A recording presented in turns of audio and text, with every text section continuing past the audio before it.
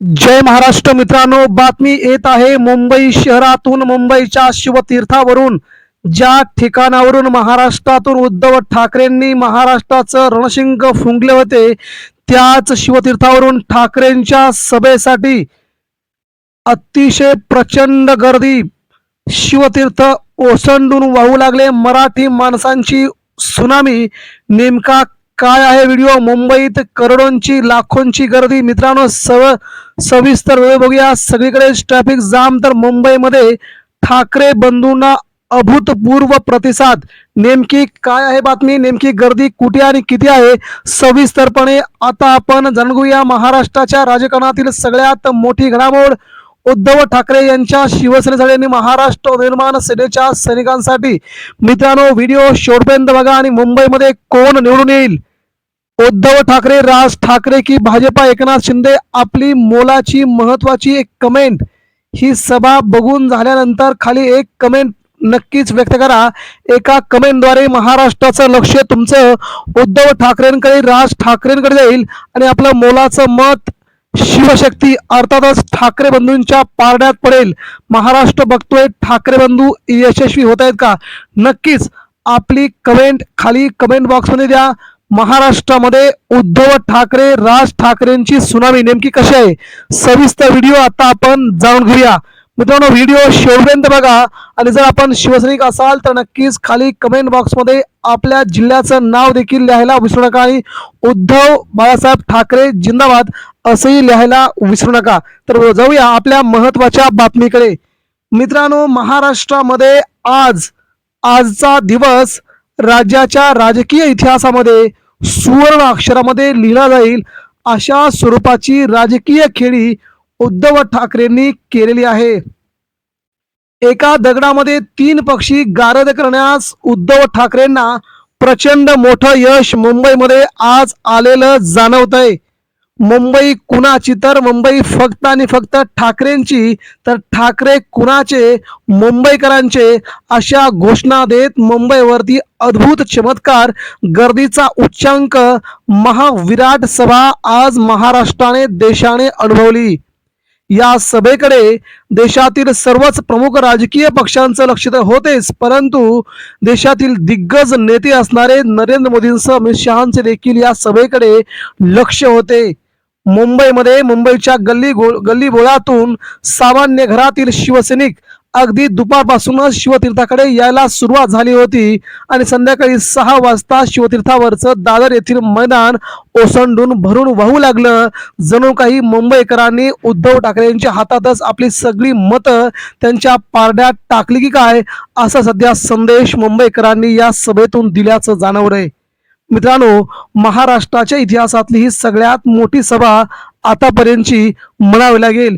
शिवसेना प्रमुख बाळासाहेब ठाकरे या ठिकाणी सभा घ्यायचे आणि त्या सभा गाजवायचे.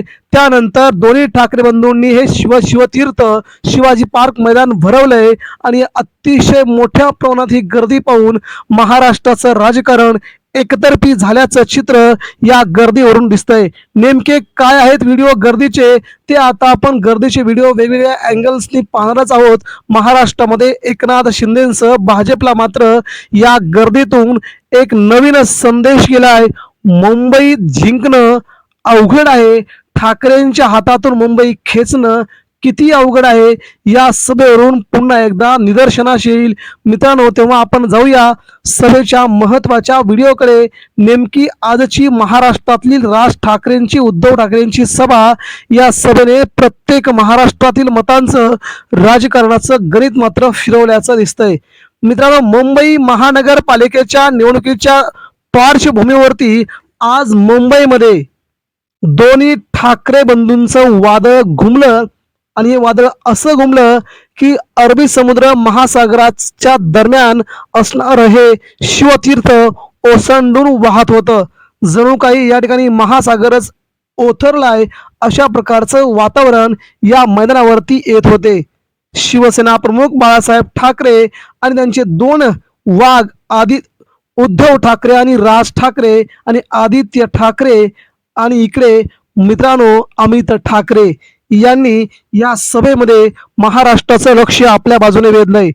प्रचंड स्वरूपात गर्दी. आता आपण गर्दी बघूया आजच्या सभेच्या दरम्यानची. महाराष्ट्राचं राजकारण या सभेच्या भोवती फिरत असतानाच महाराष्ट्रातून प्रचंड प्रमाणात आलेली ही विराट गर्दी अगदी शिंदे गट आणि भारतीय जनता पार्टी यांना मात्र मुंबईतून हकालपट्टी करायला लावणारी गर्दी जाणवते आहे.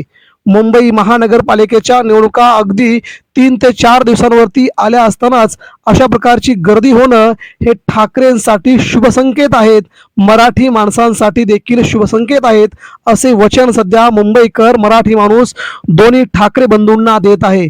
मुंबईच्या इतिहासामध्ये, राज्याच्या इतिहासामध्ये झालेली ही विराट प्रचंड गर्दी ही ठाकरेंसाठी खूप मोठी आणि महत्वाची मानली जात आहे.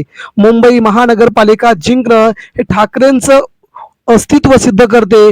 जर का मुंबई महानगरपालिका हातातून गेली तर पुन्हा पक्ष उभा करणं दोन्ही ठाकरेंना अवघड जाईल.